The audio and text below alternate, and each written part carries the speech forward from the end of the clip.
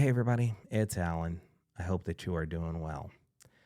It's December 5th, and way back in 1791, the world lost the great Wolfgang Amadeus Mozart, one of the most pivotal characters in the world of classical music. I think we can all agree he is one of the most influential, inspirational composers of all time. And so, in honor of his memory, let's listen to one of his most famous pieces, the Piano Sonata number 16 in C major.